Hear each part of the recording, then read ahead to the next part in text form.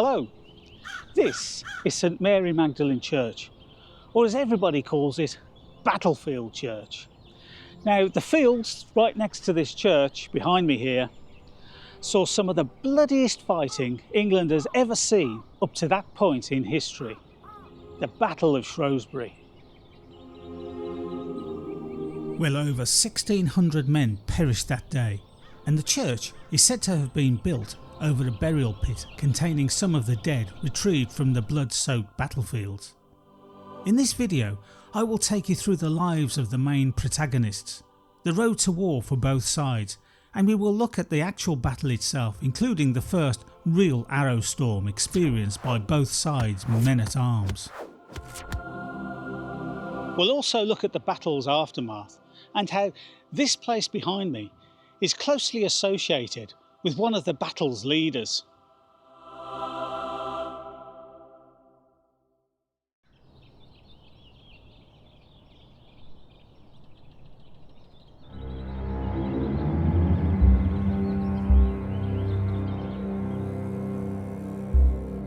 The Battle of Shrewsbury was fought between two factions, the first of these being King Henry IV of England and his supporters, and the other faction, the rebels, being led by Henry Hotspur Percy.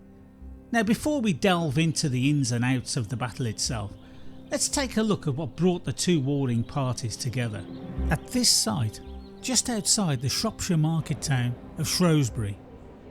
Now, the story starts in the year 1388. England was led by King Richard II. Richard, though, was viewed as unpopular, aloof, and had close favourites, but to the exclusion of all others. Eventually the magnates had had enough. Some of them formed together to try and rein in some of the king's excesses. They were called the Lords Appellant. They were successful and managed to curb the king's tyrannical reign and remove the favourites. One of the appellants included the king's cousin, Henry Bolingbroke. However, Richard never forgot, and as the years ticked by, he plotted his revenge. By 1397, the king was once again strong enough to take the appellants head on. Richard systematically arrested and destroyed each one of them in turn. In 1398, King Richard exiled Henry Bolingbroke for 10 years, but he increased this to life after the death of Henry's father, John of Gaunt, the Duke of Lancaster. Richard then proceeded to steal Henry's inheritance by taking his lands and wealth. This has subsequently been viewed as a huge mistake by Richard. Whilst on campaign in Ireland, Henry Bolingbroke landed at Ravenspur, Yorkshire in July 1399 with a very small army. As soon as his feet had touched dry land, he quickly moved north to Bridlington. As Bolingbroke travelled, other knights and nobles joined him in his cause. These included the Earl of Northumberland, Henry Percy, and his son, who coincidentally was also called Henry Percy, but went by the moniker of Hotspur. As Henry travelled, he managed to amass an army of over 7,000 men-at-arms. Now, the Percys were pretty much the most powerful nobles of northern England. Importantly, they protected the Scottish border territories and were so successful that the Scots named young Henry Percy Hotspur due to his swiftness and fighting prowess on the battlefield. The Percys had several falling outs with King Richard and harboured a number of grievances. In late July 1399, King Richard landed in Wales. He went straight to Conway Castle but couldn't raise an army that would be able to take on the forces of Henry Bolingbroke. He eventually surrendered to Henry Percy on the 12th of August. The king was then taken to the Tower of London. Richard was denounced in Parliament on October 1st, 1399. Bolingbroke claimed the throne as his own and was duly crowned King Henry IV of England. Richard was soon after taken to Pontefract Castle, where after a short time it was announced that the former king had died, the most likely reason of which was being starved to death. Now, Henry wouldn't be king if it wasn't for the Percys. They really were the kingmakers. There were three in all. We had Henry Percy, the Earl of Northumberland, his son of course Hotspur, and Henry Percy's brother, the Earl of Worcester, Thomas Percy. One of the main reasons for the split with the then King Richard was the fact that the Percys wanted to conquer lands that bordered their own territory. King Richard, however, he wanted a peaceful coexistence with the Scots. So this curtailed the Percys' land-grabbing ambitions, which led to a rather frosty atmosphere between the then king and the Percys. Initially, under the new King Henry IV, the Percys gained land and wealth. The Earl of Northumberland was given the Isle of Man and Hotspur received land in North Wales. It was clear to everyone that their scale of rewards far outstripped Henry's other supporters. Well, after all, they were the kingmakers, and Henry knew it. 4 years later, in 1403, the relationship soured. Now, there wasn't one defining event for this, but accumulation of grievances that just grew and festered over time.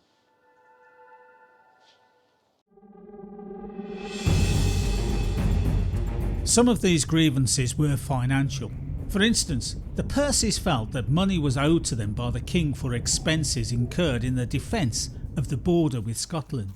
An example of this was in May 1401, when we know that Hotspur demanded £5,000 to pay his soldiers that was owed to him by the king.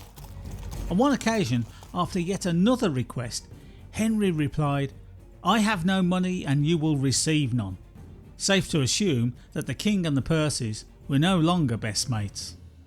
After all this, Hotspur was forced to pay his soldiers out of his own pocket. Now that was never going to go down well. It is interesting to note that Hotspur's father, the Earl of Northumberland, had the same issues with the king. Now, one of the Percys' great rivals in the north of England was Ralph Neville, and it didn't help matters when the Percys realised that Neville had no problems being recompensed by the king. Whilst all this was going on, a certain Welsh lord named Owen Glendower was attacking towns right across North Wales. This proved extremely costly to Hotspur, and he was then forced to lead an English army against the Welsh. Edmund Mortimer, Hotspur's father-in-law, was taken prisoner by Glendower. The king perceived Mortimer as a threat to his position, and he would not pay the ransom. This was something else that angered Hotspur. In August 1402, the Scottish Earl of Douglas, who was Percy's rival across the border, led a raid into England. The Battle of Homildon Hill resulted. The Percys won the day and Douglas was taken captive. King Henry ordered that all prisoners from the battle were to be sent to Westminster to be tried in Parliament. Hotspur was incensed by this instruction and decided to ignore it and kept hold of Douglas.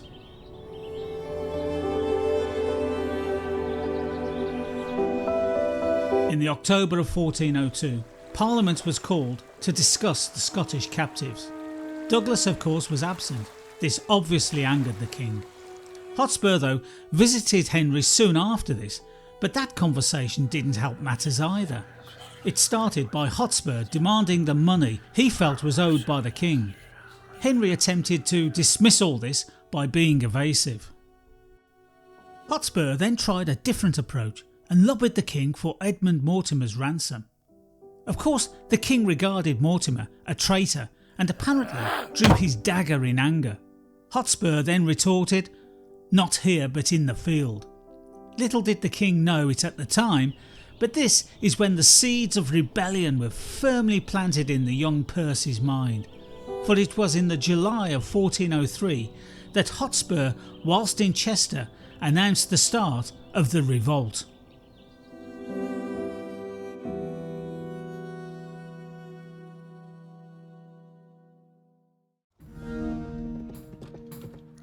Before we go into the ins and outs of the battle itself, let's have a quick look at the runners and riders in both the respective Royalists and Rebels camps.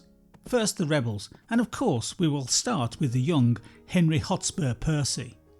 Now his first battle was aged just 12 years old when he took the town of Berwick back from the Scots.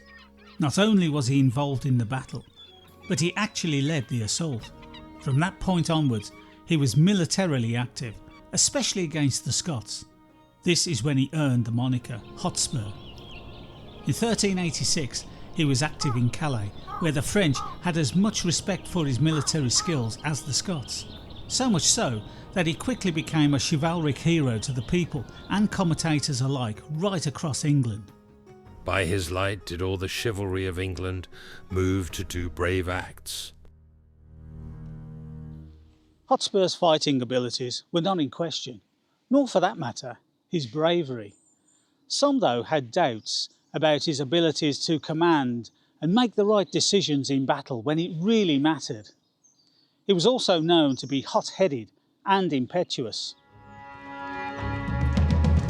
A good example of this is the Battle of Homildon Hill.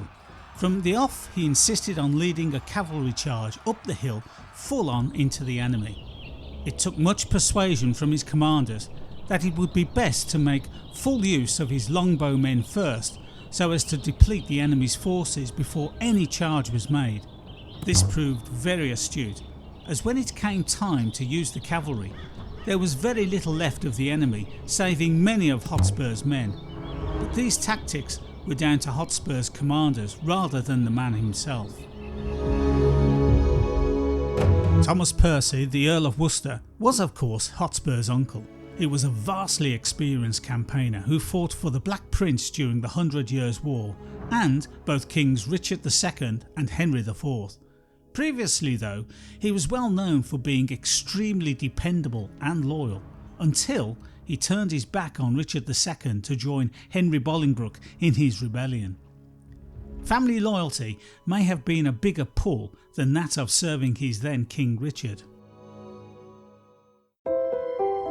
Archibald, Earl of Douglas, was now a prisoner of Hotspur after being captured at the Battle of Homildon Hill, but swiftly turned into an ally and supporter when he realised what was on offer to him if he turned. Hotspur's father was however not present. It is not really known to us why the Earl of Northumberland did not take an active part in his son's rebellion. The Welsh warrior Owen Glendower was also absent from the proceedings. This was surprising, as he had been at war with the King's forces in Wales for several years up until this point. Hotspur's rebellion was initiated and led by men from the north of England, and the greatest portion of the army were from the county of Cheshire. Now the people of Cheshire were the favourites of King Richard II, and they did very well under his rule. But of course this all came crashing down after Richard was deposed and Henry made king. It's no secret that the Cheshire people felt slighted by the new king and the House of Lancaster. There was an obvious benefit for Hotspur in having the men from Cheshire within his ranks. They were well renowned for being the best archers in the country.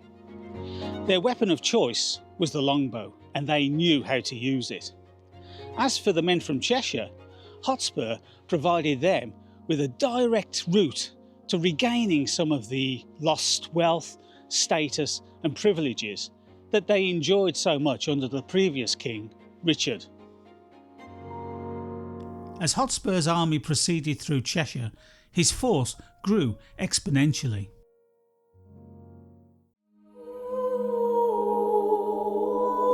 For the Royalists, well, they were led of course by the King, Henry IV. Now by all accounts, Henry was a very difficult man to get to grips with, especially his personality.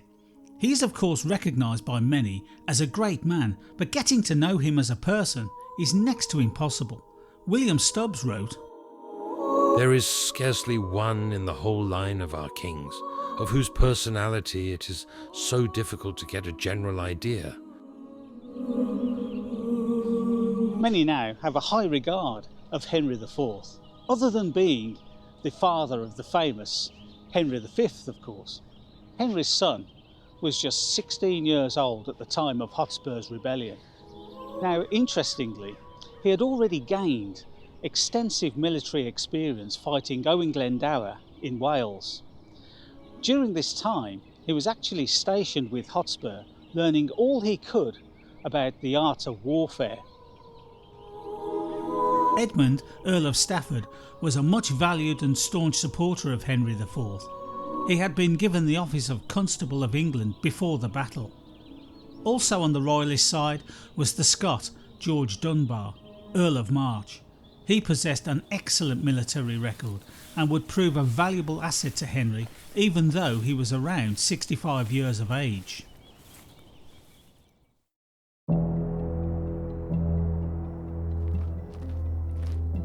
The recruitment drive for Henry's ranks was a hurried affair. He was already en route to the north with a smallish army, as he was due to join up with, coincidentally, the Earl of Northumberland so as to fight the Scots. News of Hotspur's rebellion completely took the king by surprise, so much so that the full danger it posed to the monarch was not fully realised until just 5 days before the actual battle took place. This necessitated a mad scramble for reinforcements. One person recruited before the battle was Sir John Luttrell. He had been made a knight by Henry previously. Seeing the danger, Sir John hastily made a will which stated that he was going with all possible speed to join his most dread lord the king, to resist the malice of the false traitor Sir Henry Percy. Not all Cheshire men fought for Hotspur. A few had benefited under Henry and decided that it was better the devil you know, and decided to stick with the king. Some of these men actually held positions of power in Cheshire and brought with them their own men, thus further swelling the royal ranks. Estimating battle numbers has been extremely difficult over the years. However, we're quite confident that the Royalists had about 14,000 men at arms, to the rebels 10,000.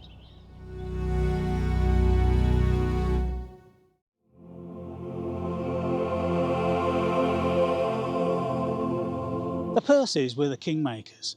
Now, this newfound status had brought them power and influence, the likes of which they had never seen before. So what was driving Hotspur's rebellion? Was it really down to the king being unwilling to give them everything that they demanded? Which is certainly how Henry eventually saw things. Or was it something that went far deeper and sinister? Some have intimated that it was actually the crown itself they coveted. This fact was alluded to by Henry himself during negotiations before the actual battle started. Reports of Hotspur's army walking about Shrewsbury shouting "Henry Percy King" hadn't helped matters in this vein. However, at the end of the day, if the Percys wanted to remove the king, for whatever reason, there was only one way they were going to do it, and that was by force of arms.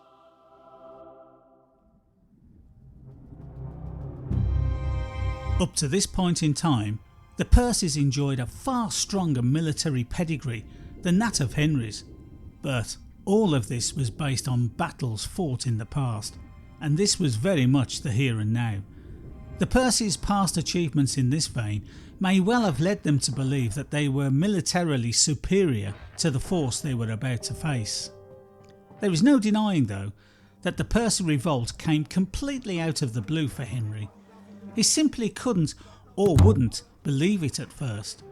Although the king had rewarded the Percys' close rivals, and maybe they had a small, as he saw it, dispute with military payments owed, none of this had altered the overall position the Percys enjoyed with the monarch in terms of both their strength and influence within government.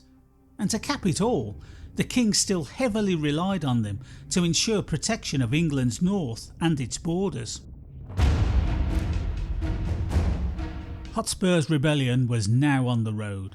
His journey's start was from Cocklaw near the Scottish border, and he travelled south with some close associates.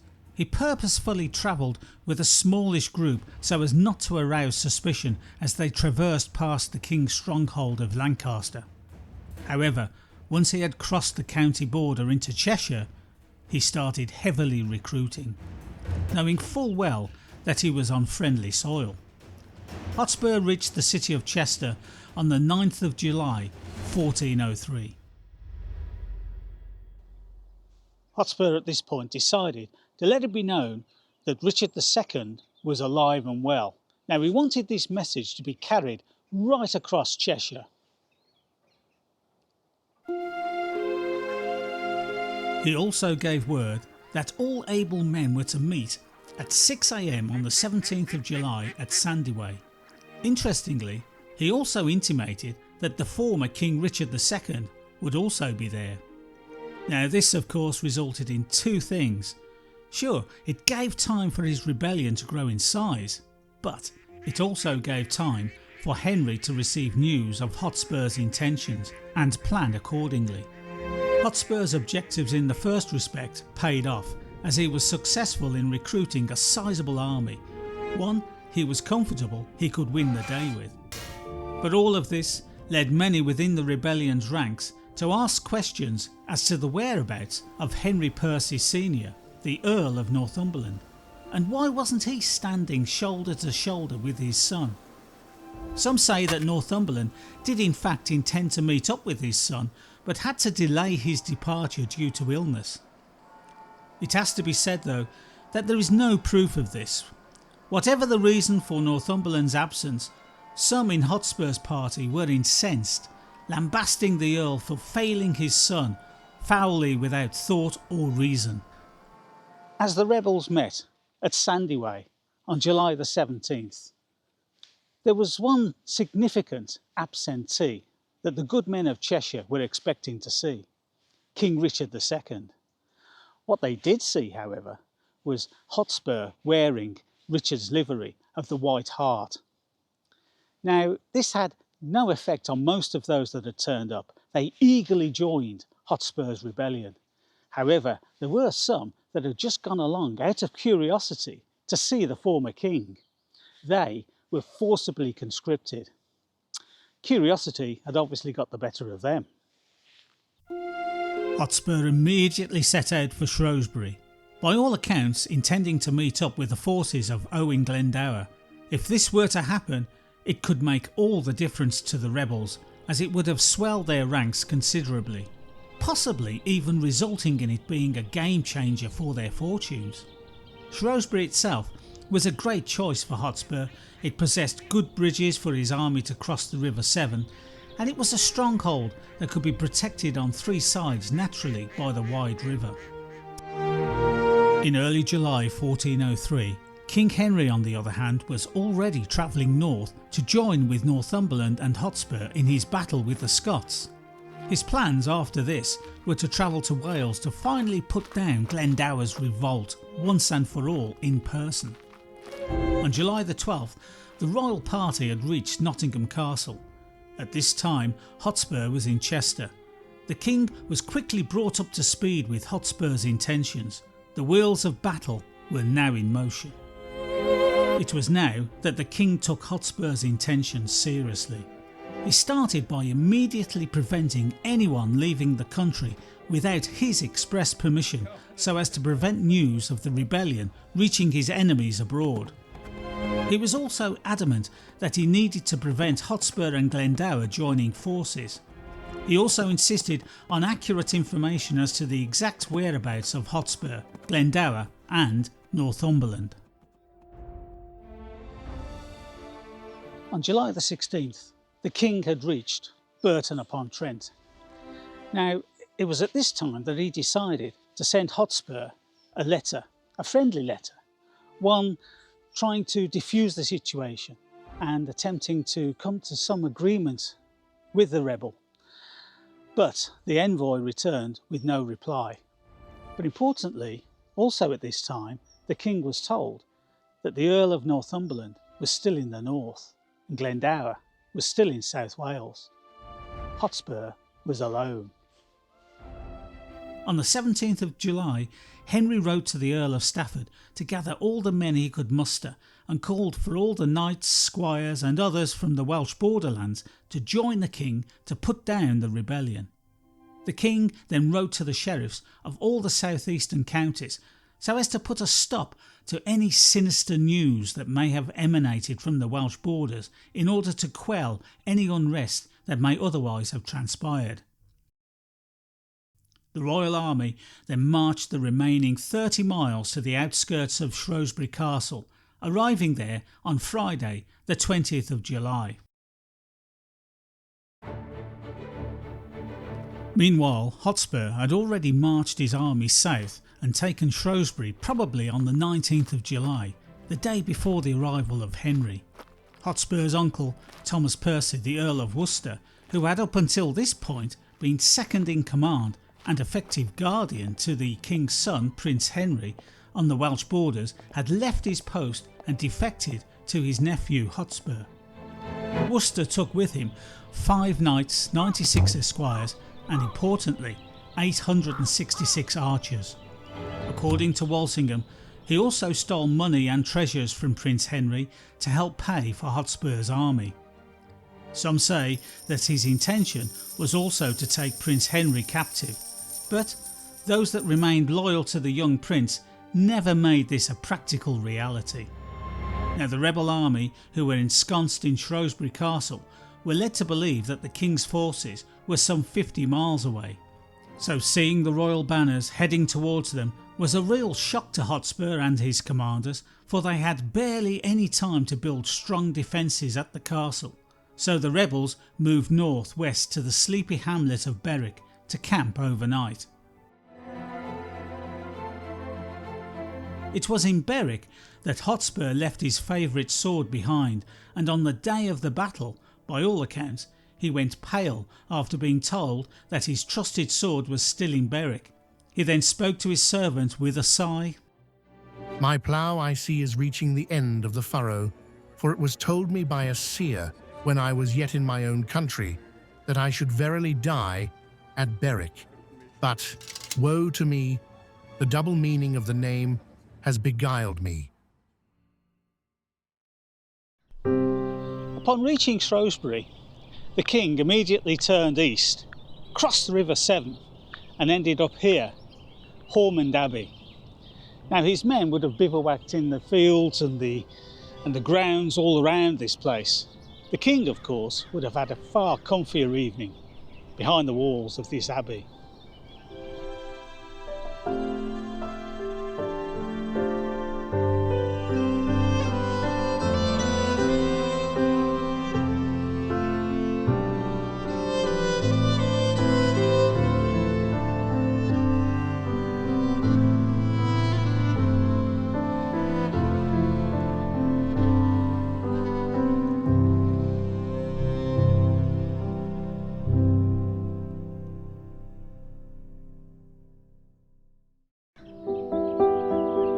Both armies were now north of the River Severn.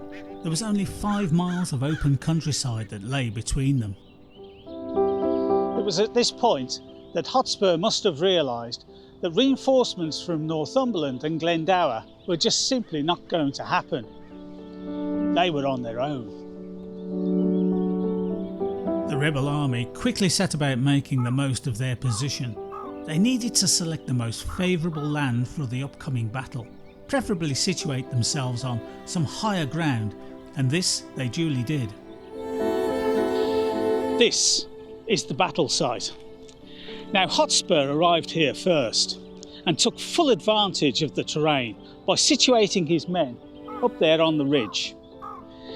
In front of them were masses of pea plants, so he got his men to work straight away, looping and twining them together to make it difficult for the royalists to wade through.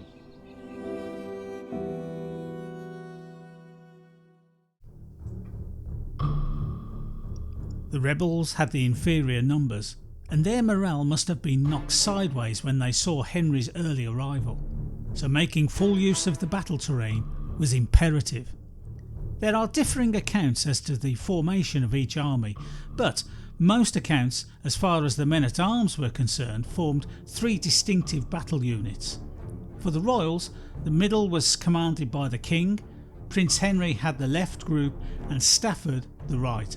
The rebels had Hotspur leading the middle battalion, Douglas had the left grouping opposite Stafford, and most likely Worcester took the right vanguard opposite Prince Henry.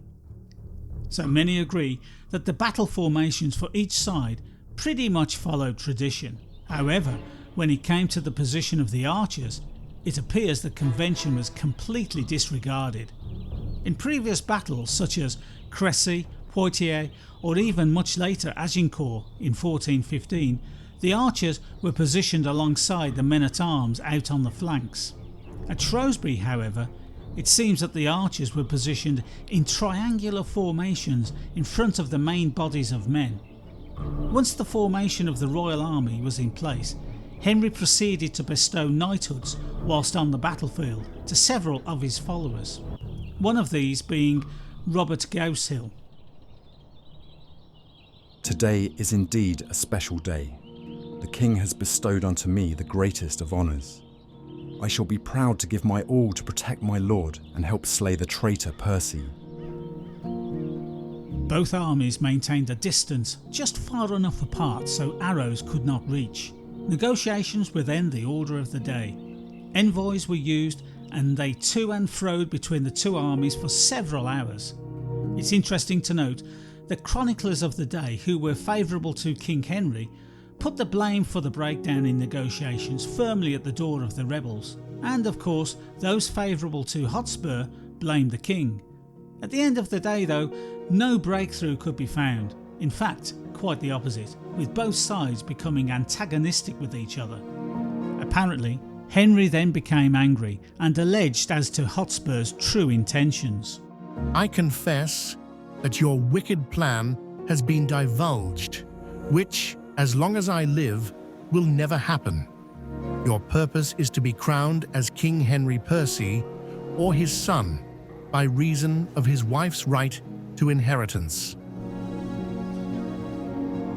By this time the sun was drifting down over the horizon and there would be very little daylight left for battle. After all said and done, Hotspur's army was recruited on the basis of overthrowing the king. The king's dignity would not allow his very crown to be the subject of arbitration, so neither side would back down. Now negotiations have been taking place all day with both armies standing off against each other. But now the hour was late. We were approaching evening prayers, or the hour of vespers.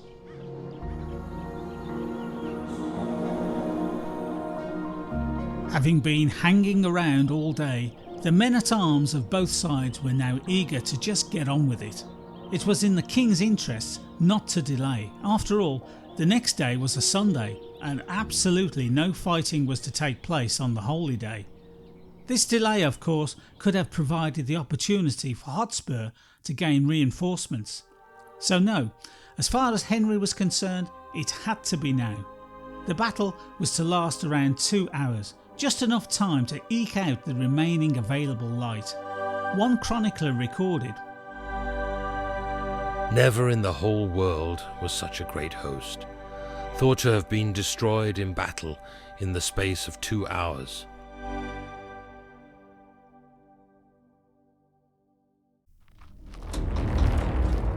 The order was given and the king's army slowly advanced up towards the ridge where the rebels were waiting. This move by the royal forces would have been accompanied by absolute pandemonium. The notes of fury, the sounds of slaughter, the harmony of hell, trumpets, fifes, drums, music suitable to the mirth at hand. Now the purpose of all this was to instil confidence and courage within the ranks. Hotspur's rebels, of course, were the smaller army, so it was imperative for them to hold the high ground for as long as possible so their archers could take advantage and wreak havoc with the approaching royal forces. As soon as the royal army were in range, Hotspur's Cheshire archers fired the first salvo of arrows.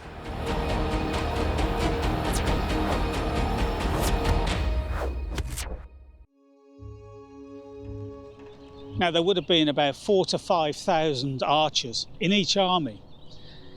Now that would have meant, incredibly, about 40,000 to 50,000 arrows flying from each side a minute. Now that's what you call a true arrow storm. All of this must have been horrific for those cowering underneath. Walsingham wrote how destructive this was to the royal side. The place for arrows was not in the ground, for men fell on the king's side as fast as leaves fall in autumn after the hoar-frost. Nor did the king's archers fail to do their work, but sent a shower of sharp points against their adversaries. Shrewsbury was the first battle where the famous English longbow was used on both sides in such huge numbers. So, how did those fare that were underneath the arrow storm? Well, if you were of higher class and wealthy, you would have had a suit of full plate armour made, which would have provided the best protection. However, those less well off would have had chainmail or thick leather jerkins, maybe partial plate, but against this defence, an arrow could always find its way home and prove deadly, and many did just that. One can only guess at the carnage that was going on all around here. Many fallen were either dead or crying out in pain. Many, of course, were crying out for help, only no one would be listening. The arrow storm could not have lasted longer than 5 minutes. The rebels apparently had the better of the initial exchange. The combination of their superior Cheshire archers, the higher ground and the twined foliage provided the rebel army with the better of the initial proceedings.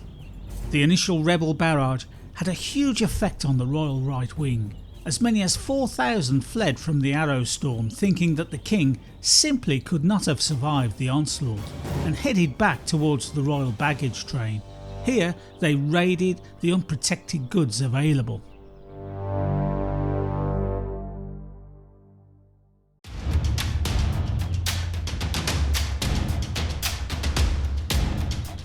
At this point in the battle, things had definitely gone Hotspur's way. He'd had the best of the arrow storm, the royal advance had been halted, and the numbers had somewhat been evened up by the disintegration of the royal right flank. Then came the news that the Earl of Stafford had been killed. With the momentum now with the rebels, Hotspur decided that now would be the time to go for his opponent's head. For if he could kill the king, it would mean that morale on the royal side would collapse. Their fighting discipline would cave in and they would eventually flee. Well, that was the idea anyway. Hotspur and Worcester led the charge down the incline to take the battle to the royal centre, straight for the king. Walsingham described this as an attack that was a mad career towards one person, the king, counting him as worth 10,000 others. It was at this time that Hotspur's eastern flank lost their discipline and broke off to pursue those royalists that had fled the battle scene. Others made straight for the royal baggage train, the huge temptation of plunder being just far too much for them.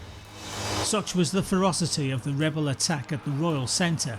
The king himself was forced to fight for his own life during the struggle. The rebels' main focus of attack being through the centre caused their flanks to become dangerously exposed. The young Prince Henry led the attack on the royal left, pushing the rebel army's right flank back. Fighting in close combat, wearing plated armour, must have been exhausting to say the least. It is thought that many would have lifted their visors, not only to see better, but to also catch their breath. This of course put them at greater risk. Now many archers at this point would have swapped their bows for swords or other handheld weapons of choice and joined the close quarter fighting, but there would have been some, probably each army's finest bowmen, that would have retained their bows and attempted to pick off the higher ranking nobles wherever possible. It was at this point in the melee that Prince Henry lifted his visor to better see the carnage that was emanating all around him, only to be struck on the right side of his face by an arrow that penetrated deep through the flesh and embedded itself into the bone of his skull. All of the chroniclers at the time agreed that the young prince fought on valiantly. Walsingham wrote, Meanwhile, the destruction dealt by the arrows, which were flying like a hailstorm from both sides, was very great. The prince, then fighting his first battle, was shot in the face by an arrow, boy though he was. He did not falter, but with courage beyond his years, disregarding his wounds, cheered on his troops to vengeance. Prince Henry's wound did not stop his men from progressing against the Percy flanks. They steadily forced the rebel flanks around the back towards the centre of the attack. This hand-to-hand combat would have been as fierce as in any battle. The Royalists fighting with their all to consolidate and maximise their gains. The rebels fighting in desperation to stem the impending disaster. Sir Robert Gaushill was fighting close to the king as Hotspur led the charge into the middle section. I have never before borne witness to fighting so fierce and intense. There is no sanctuary to be had for either quarter. You rest, you perish, you lift your visor to gulp the bloodied air that you crave. You risk an arrow such as the one that struck our prince. The traitor Percy is indeed exceptional in battle, if not a little too headstrong, but no man can doubt his bravery.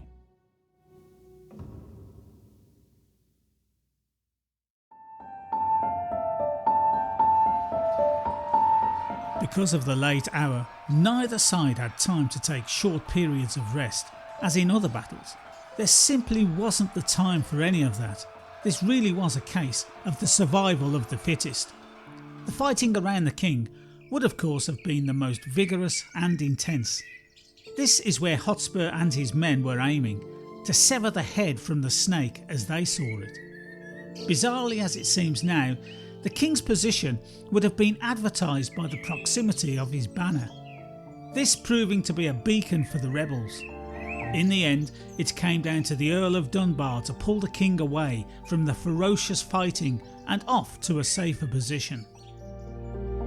In fact, Hotspur and his men got so close to the king they even killed his standard bearer. But this is when the rebels' fortunes disintegrated. Their leader and champion Hotspur was dead.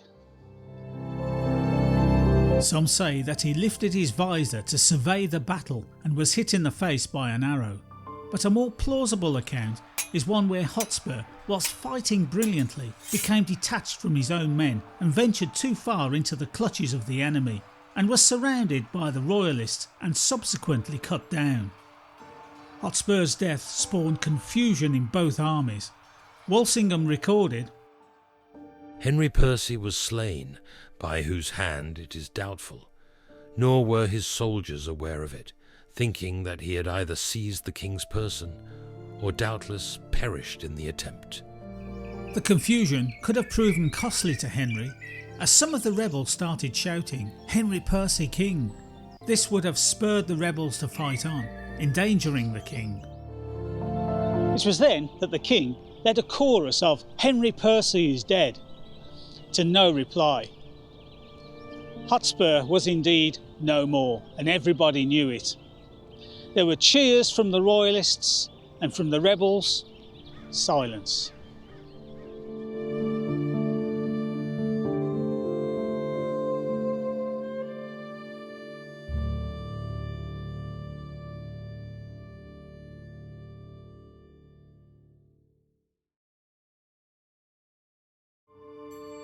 The rebels slowly started to turn their backs and flee.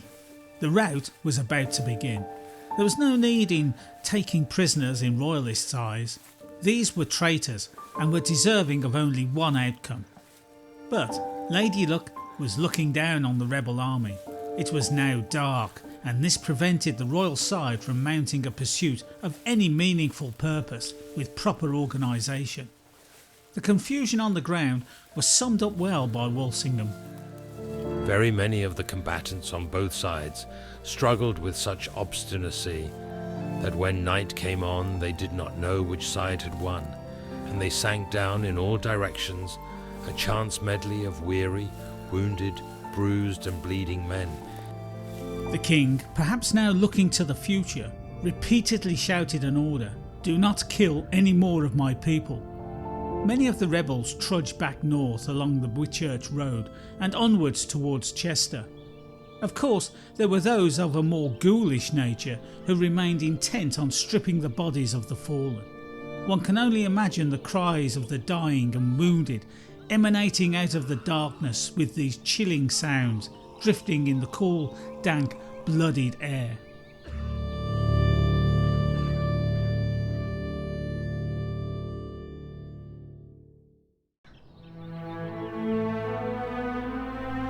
For once, the chroniclers agreed that the Battle of Shrewsbury was the deadliest battle England had seen to that point in history. The number of casualties were enormous, and this was down to the onslaught of the archers on both sides, which resulted in many knights, nobles and men-at-arms being slain. The short time span of the battle itself, of course, didn't help. Both sides having to put everything on the line and give their all before complete darkness descended. The highest profile casualties were of course Hotspur himself and the Earl of Stafford, not forgetting that young Prince Henry was badly wounded, and at that time it was thought that the chances of his survival were not great. Walsingham put the total casualties on the Royalist side at over 30%. Now this included many of those initially wounded but had succumbed to their injuries. This figure just applied to the Royalists, so it is safe to assume that the rebels would have suffered a casualty rate that would have been even higher.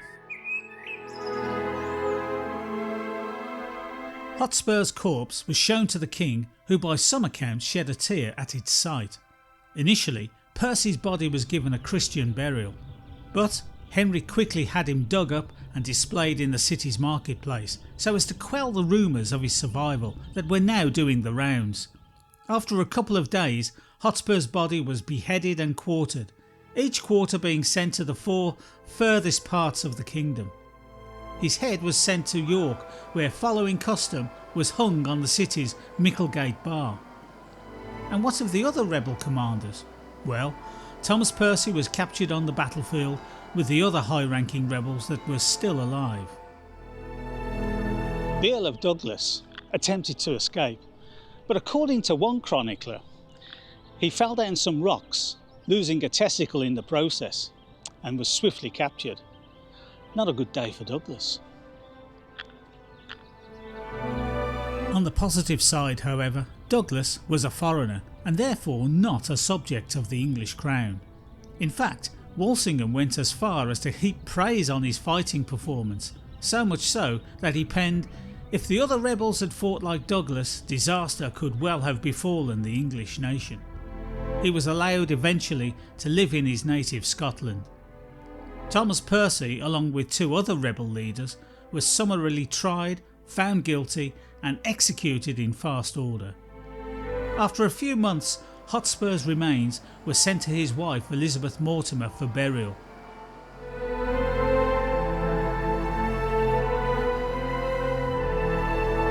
In the November of 1403, Hotspur's body was finally buried in York Minster.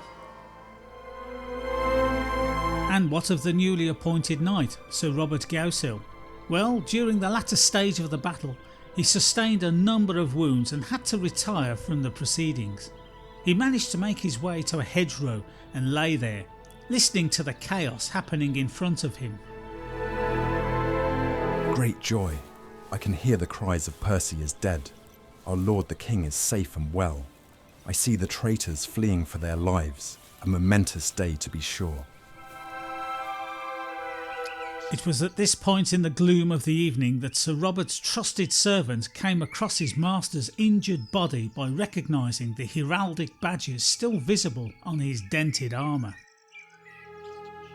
Now you may well be thinking that this was good news for Sir Robert. Help had arrived, and with it an excellent chance of survival. But sadly no. As soon as the battle had started, the servant swiftly and cowardly sloped off, only to return to pick over the bodies of the fallen. He came across Sir Robert, helped him out of his armour so he could breathe more easily, Sir Robert handed him his signet ring for his servant to pass on to his wife if he was to die from his wounds, and 60 marks to be spent on the knight's recovery. Upon receiving these, he swiftly withdrew his dagger, plunged it into the chest of Sir Robert several times until he breathed no more. He then made off double quick time, after first loosing his body, of course. However, there was a witness to Sir Robert's murder. The servant was swiftly caught and, according to Walsingham, received the punishment he deserved. Once the rebel leaders had been executed, Henry took a much more conciliatory line with those that remained, including the counties of Cheshire and Northumberland. Hotspur's father, upon hearing the news of his slain son, decided to abandon the rebellion and remain in the north. The king summoned him to York to submit to his mercy. This he duly did. He met with the king on the 11th of August, whilst his son's head continued to adorn the city's Micklegate bar. The Earl of Northumberland insisted that his intention all along was to find a peaceful solution with the royalists and his son. The next year, Parliament met and Northumberland received much support from the Commons and the Lords. He was then duly restored to his position. This wasn't the end of the Percy rebellion, however. In 1408, Northumberland went into battle with Henry IV in the Battle of Bramham Moor.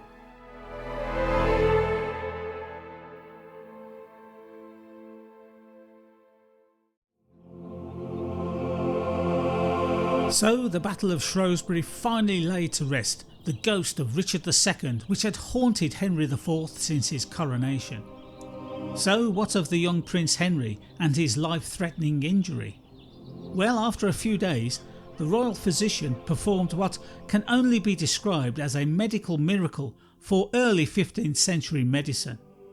After tailor-made surgical implements were quickly fashioned, the arrowhead, which was embedded 6 inches into his face, was slowly removed. Apparently there was no subsequent infection either. This then allowed the prince to subsequently go on to become one of England's most famous kings, Henry V.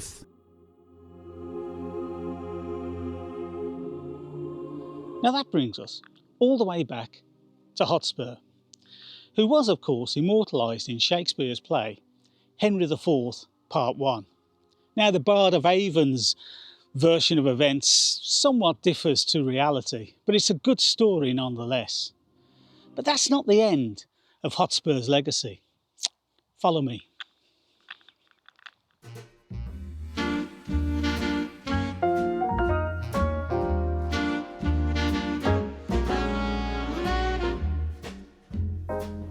Now I can usually be found outside a castle or a cathedral, but to be fair, this place is a kind of cathedral to many people.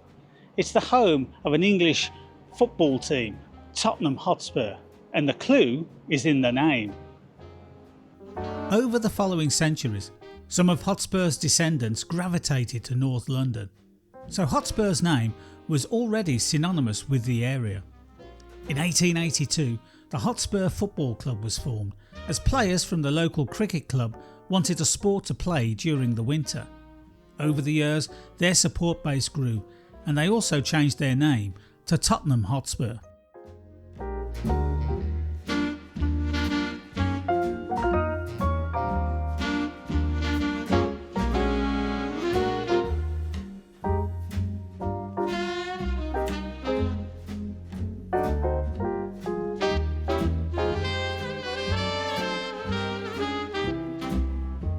So there you are, 600 years after Henry Percy was slain on a Shrewsbury battlefield. His legacy lives on through this place.